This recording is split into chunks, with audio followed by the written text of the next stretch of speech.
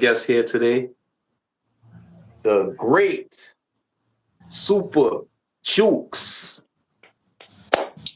Let's Uh, give him a round of applause, man. Let's give him a round thank of applause, man. you. Talk to the people, man. Talk to the people. Introduce. You All know. right.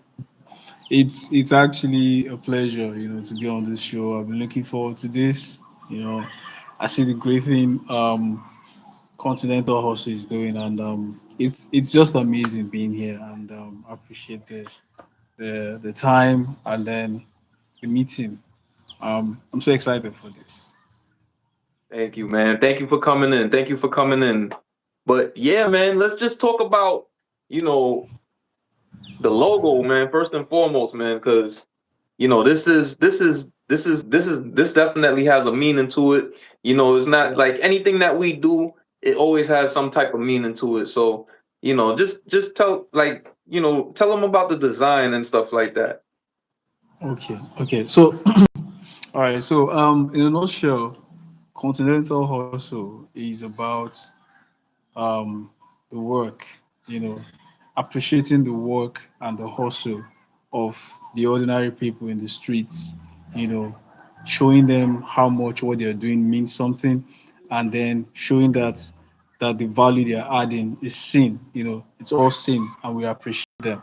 So now we thought of, like, when we were brainstorming about this, I thought of, okay, how can we show something that represents hustle and something that represents, we're doing something that is inclusive, generally inclusive. We're not just doing it for Africa, we're not just doing it for Nigeria, we're not just doing it for us, like we're doing it for everybody. Because if you look at the logo, there's something that's it's looking like it has the map of the whole world. You can see Africa, you can see America, North America, South America, Asia.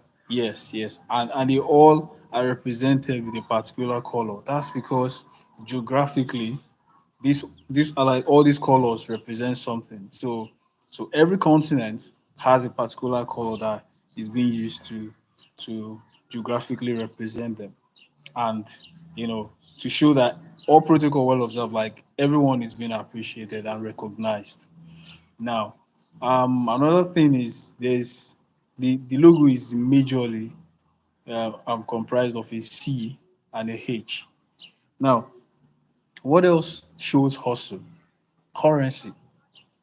How they are hustling and making money from it. And every currency has some sort of every currency symbol, especially the major one. In fact, all world's currency has a particular symbol on it. Like, is that it's a vertical check or a horizontal one? Sometimes it could just be one stroke, and then sometimes it could be double stroke. So the C has a particular stroke, on either sides of of the of the angles. That's the upper side and then the lower side, symbolizing a currency symbol. So the C is a currency, and then the H is also a currency. So showing you different types of currencies we have in this world. So we're trying to imbibe the idea of currency into the initialism of the continental hustle.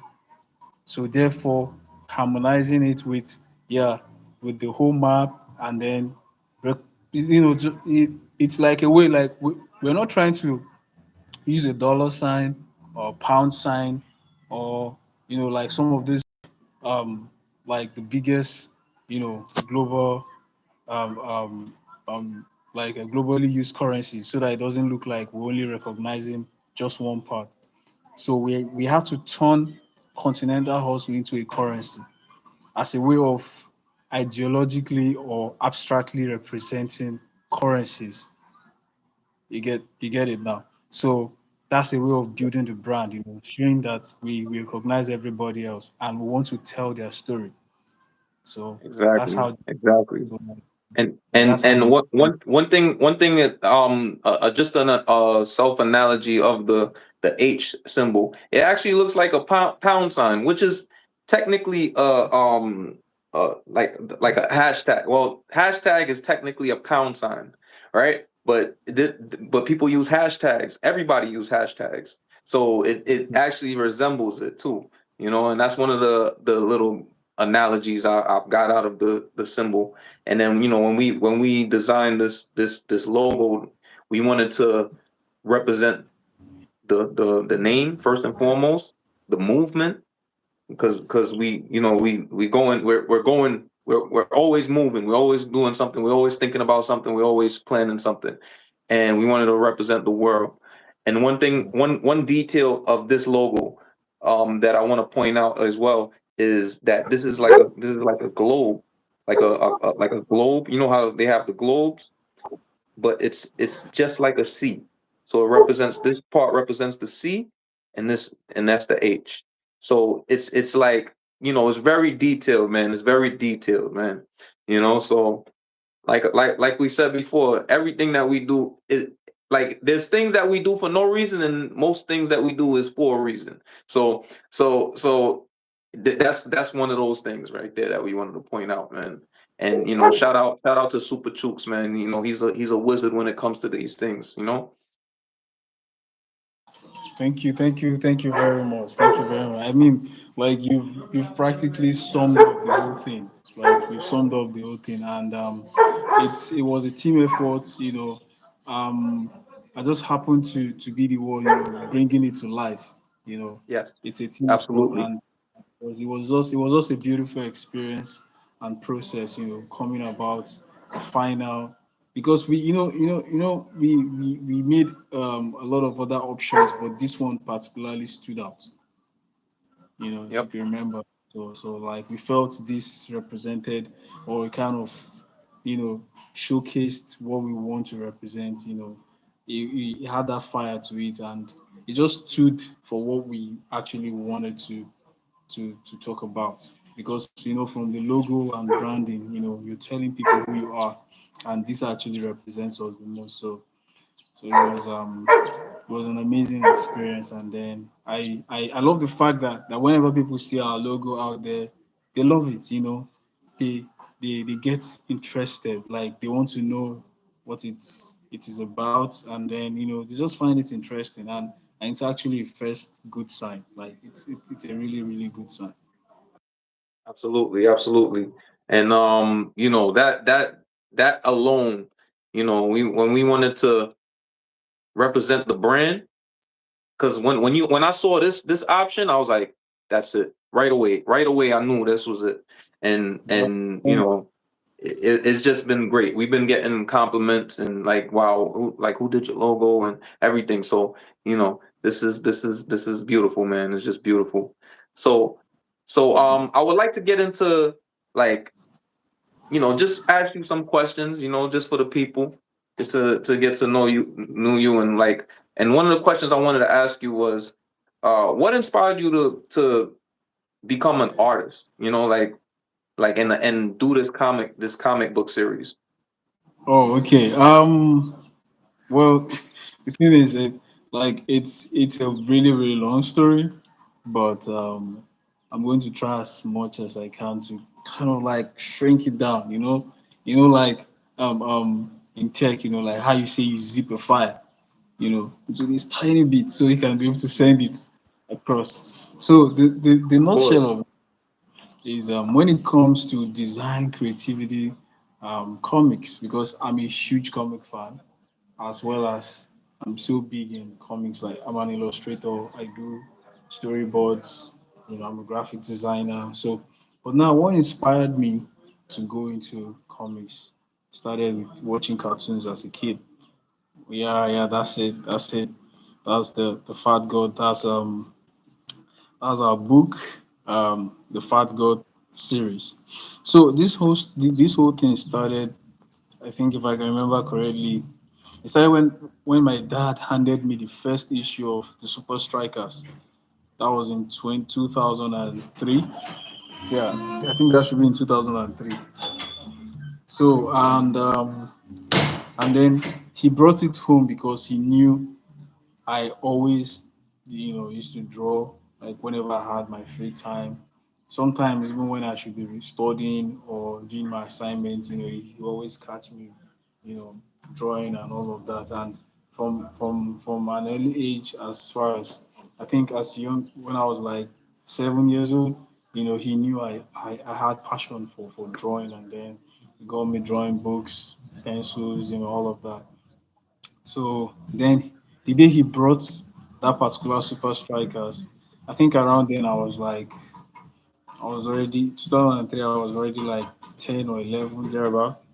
So when he brought it, you know, I just loved it because that was the first comic book I'm seeing that is not all white.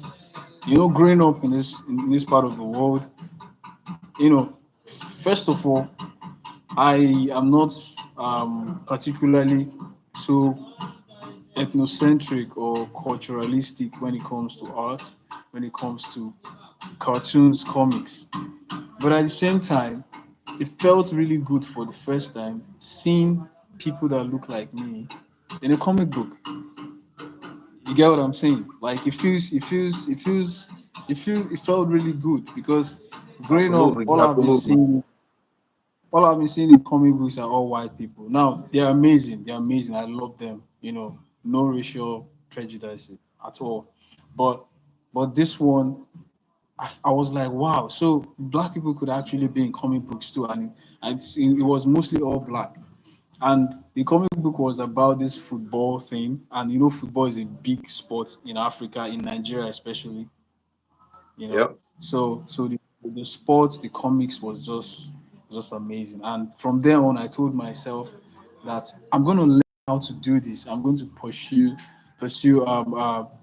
comics. I'm going to pursue graphics design. I'm going to learn how to do this and someday be able to create my own. So that's I mean, this whole um aspiration or dream of mine, that's like calculating that like 20 something years ago. So like see myself today, being able to do my own book, release my own comic book. And then you know actually we released the first one in 2022, December 31st December. That it's almost like we're releasing it 1st January 2023. So that's like 3 years ago, we released our first book. And then there's been a whole lot of ups and downs, a lot of ups and downs. But thank God this month we're going to be releasing our book two, our second book. So we're relaunching both books, book one and two. And this time around we're going aggressively towards promoting it so people can see the genius of what we've created. Because this book is is now more culturally inclusive of the African people. Our story is just like Continental Hustle. We're telling the story, you know, telling our own story, letting people see, that what we do matters. And then, this book um, is something that every black person all over the world would find a kind of connection to. And then the book also being an artwork is not limited to cultural limitations. It's a book that everyone can enjoy. Everyone. You could be Asian, white, Latino, all of that. Like it's not limited to just black people. It's beautiful. It's art. It's a story. It's a story. We're human first. So when people read it, they're going to connect to the story and they're going to enjoy it. That's just it. Absolutely, absolutely. And people think that it's easy to some people think that it's easy to do what you do. And one of the questions I wanted to ask you is what are some of the challenges that you faced um bringing this together, because you already have a book out, like it's out already, and then you have an upcoming book coming. So tell the people what are some of the brown sugar, as we call it. What are some of Yeah, the brown sugar brown that you sugar, had to? All Yep. right. All right. You know, come on. You know, we speak eagle around here, man. We don't speak pigeon. We speak eagle. You know, so I t- feel tell you. me some of the tell me the thing. Tell me the thing. Tell me what All right. brown sugar you had to deal with, what adversity you had to deal with. You know, the thing is, you know how we say it, right? Tell me the thing. The Tell me the thing. thing, the thing is, yeah. So like being a youth in Nigeria, first of all, our biggest challenge, is product like the economy doesn't really encourage productivity, things are like there's so much high inflation. So part of the challenges I faced was power, consistent power, electricity and all of that, even though the tariffs are so high now. So a lot of times I couldn't meet up, with the milestones I initially set for myself because of the instability, in power distribution. And then some other times when it's not power, it's just, I I can't do something like this and be doing a 9 to 5. So I was purely fully into freelance most of the times. So a lot of times I had to just abandon the project and just go hustle, make money because this requires a lot of funding, and most times it's been self-funded. In fact, let me just say like 80% of it is self-funded. You know, and then though I have a team, but this is more of my own brainchild.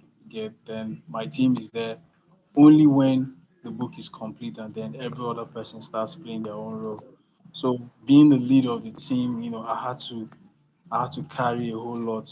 I had to carry a whole lot, and then the other team members are professionals in different fields. Some I have a legal practitioner as a lawyer. Then I have guys in who are into ad agencies, and then here and there, PR. So everybody's is facing their own hustle, right?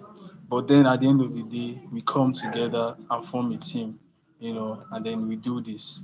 So when something like this happens, whoever is the leader of the team, shares the highest burden, because it's your idea, you know, it's your dream.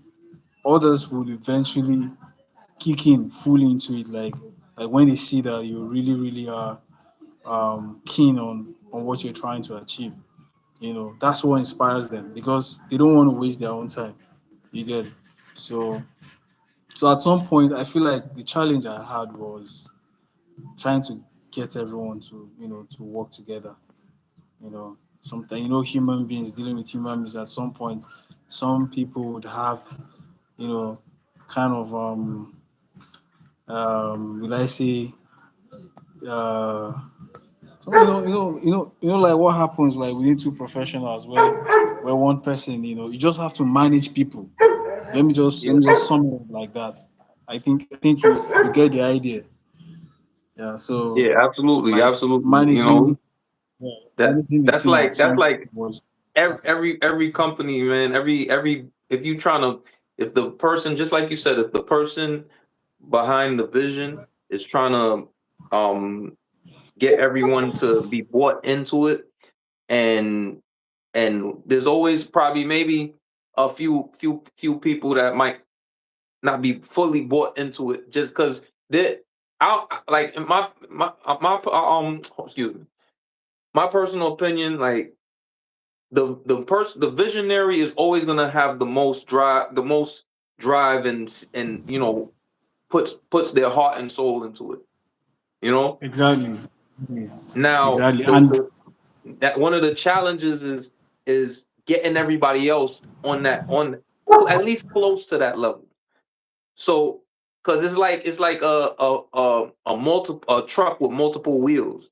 If one is not if they have with their own motor and stuff like that, if one is not spinning properly, then it's gonna affect the it's gonna affect how the truck drives. So it's like that's the analogy I'm gonna put on that one. But yeah, go ahead. You know. So I think you've practically like summed it up. So at some point, part of the challenge was managing the team, people, and then because these guys also have their own thing going on. I have to be extra patient. Extra understanding, extra cautious. You get, because first of all, if they didn't believe in what I was doing, you know, wouldn't show interest in it. And it's not like the money's coming yet, so I had to be understanding, and they've been respectful. There are some team members that once the big checks haven't started coming yet, they start murmuring, and then moving out of the clique and all of that. So like, and then sometimes like when I need their help, and then they really see that at least they could play a part, at least they come through. But half the half, if not more than half the times, I just have to bear the burden, and mostly on my own, and I understand that. I know that the time will come when I won't have to do all that extra work, because everything is already in alignment and then working. But for now, at the initial stage, it's something I already anticipated. So, but the good thing is they believe in the cause, and from time to time, like when roles are being assigned, everyone does their own part, and for that, I'm just grateful for that. Absolutely, absolutely. Yeah, man. That's one thing, just being grateful and thankful, because first and foremost, to invest in yourself and be, just self-funded is a challenge at itself. You know what I mean? And you know, when money's not coming in and stuff like that, yet it that causes other challenges for team members. So I could see that. I could see eye to eye on that. And yeah, man, like it's but keep doing what you're doing, man. Like, cause you're doing great work. The world is gonna see it soon, and through the brown sugar, things are gonna be prosperous for you. You know what I mean? And that just leads me to another question, and it's probably gonna be the last question for this segment. And Okay. and then you could interject more about it after. But what I want to know is, how do you want to be remembered in the comic book world? Okay. How do I want to be remembered? Yeah, I don't man. Like, think I've been asked that before. Okay. First of all, you know, the comic world is just infinitely large. It's just so large, right? It's like most countries have their own niche. Like for instance, the Japanese, like if you're talking about manga, anime, that's the first place that comes to your mind, right? Then you're talking about DC, Marvel, you know, the MCU, DCU and all of that. Like these are all incredibly large franchise. And then these are brands that gave us memories, characters that we grew up, being inspired by, being like looking up to and all of that. So how do I want to be remembered in the midst of incredible giants like that? Both on really really large scale, and then every other great companies all over the world. In my own respect, I'm coming from an angle where I feel like there's a void. Hmm? I'm Nigerian and I'm Igbo. So right. the Igbo culture, I feel like it's not been very much well represented in the comic book world. I've seen other African cultures like the Yoruba culture, the South African culture, and just to mention a few. But then the Igbo culture is not something I've seen very much. And I said to myself, after watching Black Panther, I think that was in 2018, and then I saw how the world, accepted the fact. It's like the world is asking for Africa to to to tell their own story through their comics. and we have great stories. We have incredible, so much great stories. But where are they? How are we going to depict them? Which was all part of the reasons why I had to really learn how to do this. Took me a long time before I started. Some people believe that I should have started doing my comics, far back as at 2015, 2017, 18. But then it took me until 2021 for me to get started. And then 2022, late 2022, practically 2023, January 1st to launch my first book. So it took a long process of learning, learning, relearning, unlearning, and reapplication, applying and reapplying until I felt like I was confident enough to say I'm now good at this. Of course, there's so much to learn from, to keep improving on, but I got to a stage where I feel like, yeah, let's do this. Even my friends, my co my partners, felt like, man, this is good. Let's start this. Because, we can't wait until there's a perfect time. There's no perfect timing anywhere. You get it, right? So, like, there's no perfect timing, there's no perfect thing. It's usually in the course of waiting for that perfect time that people lose everything or lose the time they're supposed to dear themselves. So it's like, so how do I want to remember this? I want to remember that as a trailblazer, you know, because the book I released, of course, 70 to 75%, 80% of it is written in English, but then there's Igbo in it and there's Pidgin in it. So Igbo is my my native language. So because I want Igbos all over the world to relate with it, then I want black people all over the world, Africans all over the world, you know, and then everyone related to the African culture, in one way or the other, they're going to relate to this book. And then, like I said from the initial, like from the beginning, because it is art, it's not limited to just one culture or just to black people. It's a universal language. That's what art is. So I want to be remembered as someone who is daring. I took this as a challenge upon myself to do it. Like when I started, everyone loved it. Like all the people that knew what I was doing, they loved it because someday, like when this really becomes really big, and then we're animations by then, and then I see kids watching cartoons and hearing them speak Igbo, you know. So those Nigerians or Africans, Nigerians, and those who are related to the Igbo tribe, they will feel so much proud, seeing something like this, and then being happy that for once, they are now being represented, in something, in comics. So I hope someday I'm being remembered as a trailblazer and someone who is daring to So I hope push someday. beyond that. So yeah, Absolutely, man. and And just and to just just to like foresee your work and see like just looking at your work is just incredible. Just absolutely incredible. And and I could see your work becoming a movie one day.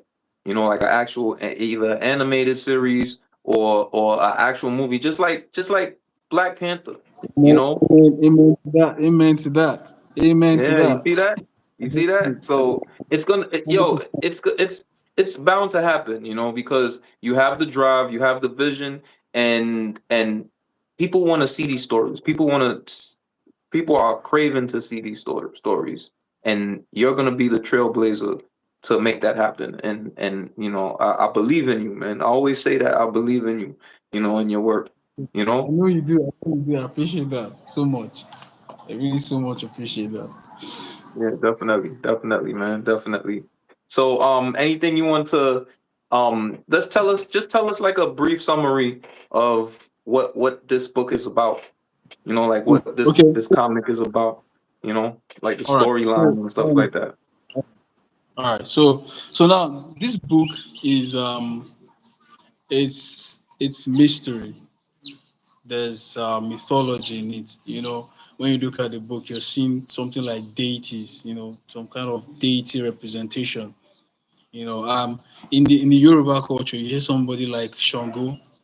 In the Greek mythology, there is a god called Zeus. You know, Zeus is the god of thunder and is also the king of the gods, right? Yep. So then in Igbo culture, there's a god called Amadioha. Amadioha is god of thunder, and lightning, and then also believed to be the king of the gods as well in Igbo mythology. So and then that's a god, that um, is like an authority on his own. So this book is not entirely just focused on Amadioha, right? I'm just giving like kind of a kind of pre-introduction to like the background of the story. So this story there's adventure in it, there's mythology in it. So to just direct, like to focus on the synopsis. Now, the story is about a particular professor. His name is Professor DK. So Professor Hmm. DK is a professor of physics, theoretical physics, and math, and then anthropology in the University of Nigeria, Nsukka, UNN. So this guy is so brilliant. He's well acknowledged, like well acclaimed. You know, he's he's got multiple PhDs. He's so brilliant. But the thing is, he's obese, and he's one of those bookworm men that they hardly have time for their families.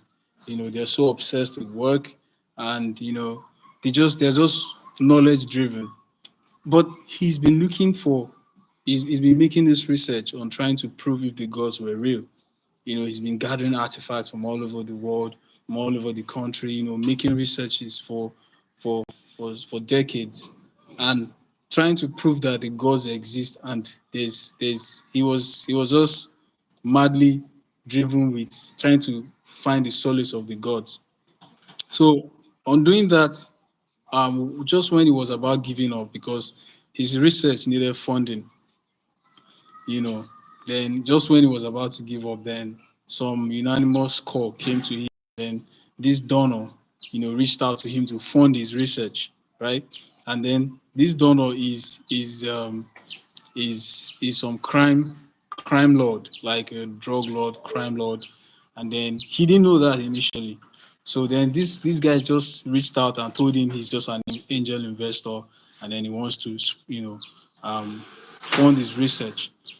It happened that they pushed bound, you know, made a breakthrough, and then they discovered a clue, that led them towards making a journey to go find this artifact, that they've gathered, that gave them a clue to a temple in somewhere in Imo State. Um, and then when they go to the forest, then they saw, like, through their geographical mapping of modern technology, so they were able to find that temple. And when they got to the temple looked like it almost looked like a Greek kind of temple, but in African architectural, um, depiction. And they were surprised that how come. So then they followed the clues and everything. So to cut the long story short, like they got to this place. Like the thing is, this is just humans just allowing their curiosities, push them beyond bounds, you know. And then they eventually got, into this temple, and for some reason they found out that was to make a sacrifice. So, um, so to just sum it all up, at the end of the day, they got to the point of sacrifice, and then somebody was double crossed. Somebody was double crossed and then was left for dead. And that was when the main thing happened. You know, that was when the main thing happened. What they were doing there evoked some spirit, and then there was a blast, and everything changed.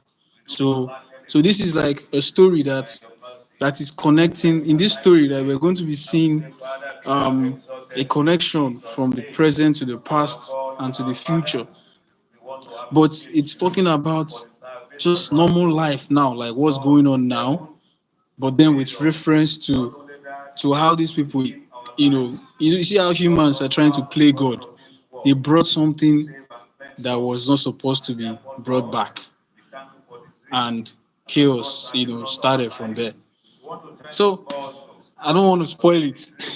Yeah, this is all I can say about the book, and you're just gonna love it. You're gonna love it. You can see, someone is being crossed, and then so yeah, I want to give enough information to qualify for um enough teaser, and to create suspense, but I don't want to give out too much, so we don't, give out the, is it the brown sugar or the sauce, or this time around, like, what do I say? Nah, I don't. You don't want to give out the sauce, man. You don't want to give out too much sauce now. You just want to give out a little sprinkle. Just a little sprinkle. But yeah, man, that's we're gonna have more deep dives, and just a little bit of everything about the man behind the work, and yeah, man, this was an amazing segment. I was really looking forward to doing a segment like this, because this is, like, I'm an artist myself, but without the drawing and all that stuff, so I see things, the way artists see things, Yeah, and for real. and I can that attest to that. yeah, exactly, and that's like in detail, in detail, so man, beautiful work. I'm proud of you. You know what I mean, for coming this far and doing your thing. And then as we say, to more of these, man. To more of these. We definitely, looking forward to the second book coming out. And this is amazing. This is amazing. This is amazing stuff. And yeah, man, I'm all here for it, man. Front row seat.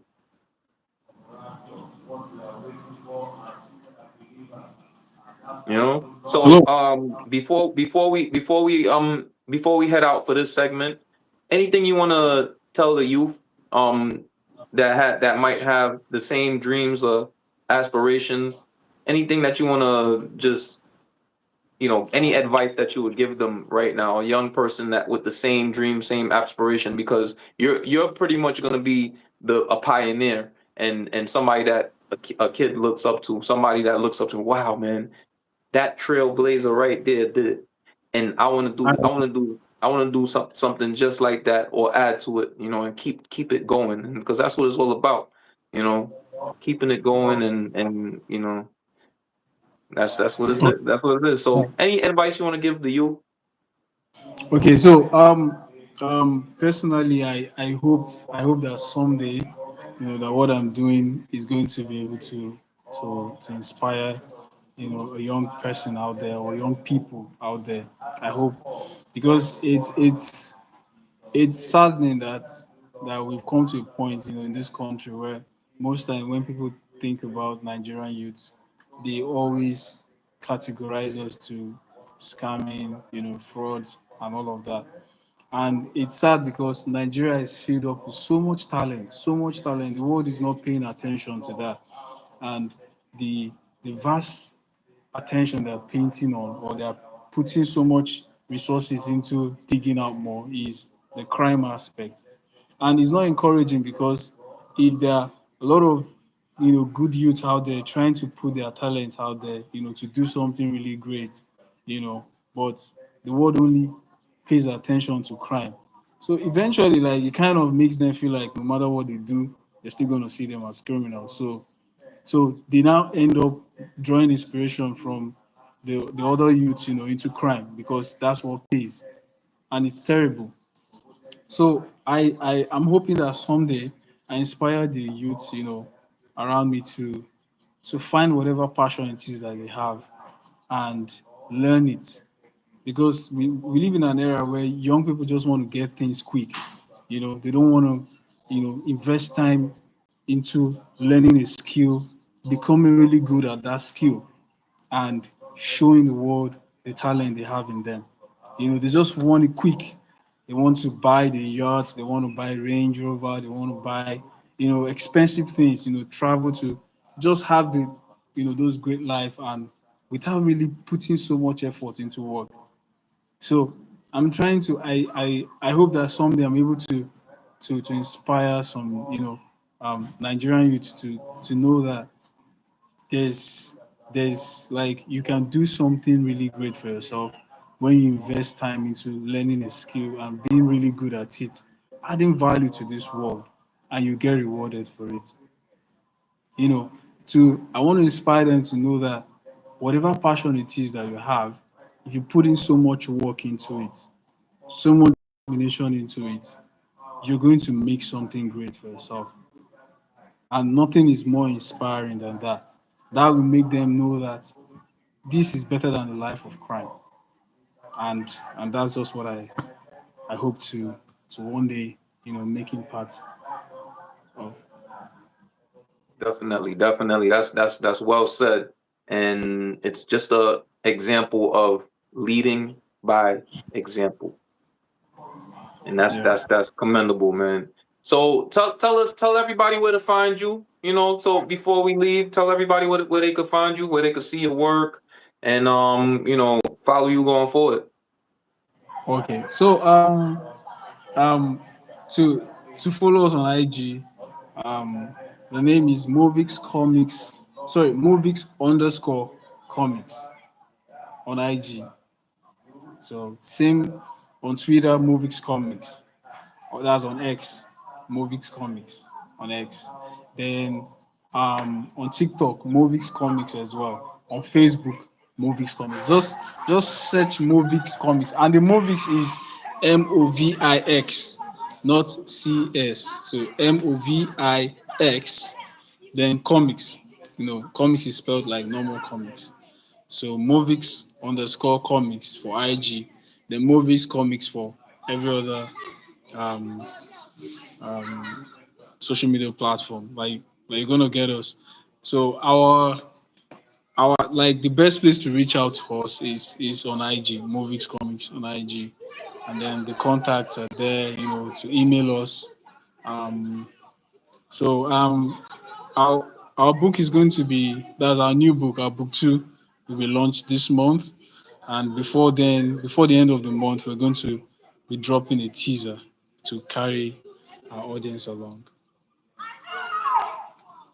And we all look forward to that, man. And there you have it. This is your boy Chook. This is your boy John Flo. This is Super Chooks right here, the magician. And then we're gonna have another segment. We're definitely gonna have another segment. We have a lot more to talk about. Yeah. Besides the comic books and stuff like that, this man is very knowledgeable. So we're gonna have a lot more episodes. Just all over the place. We're gonna be all over the place with the episodes. So we look forward to that, and we look forward to seeing you next time.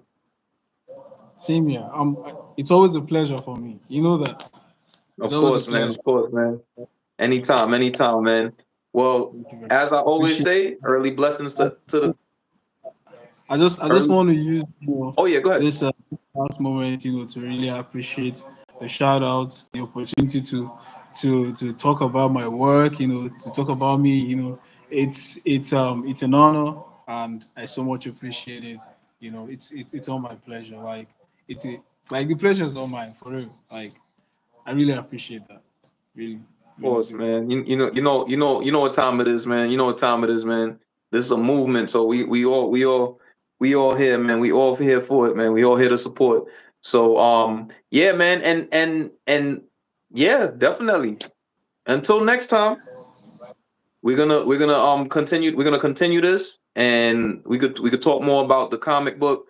We could talk more about history. We could talk a lot. We have a lot to talk about. So until the next episode, guys. Peace. Peace.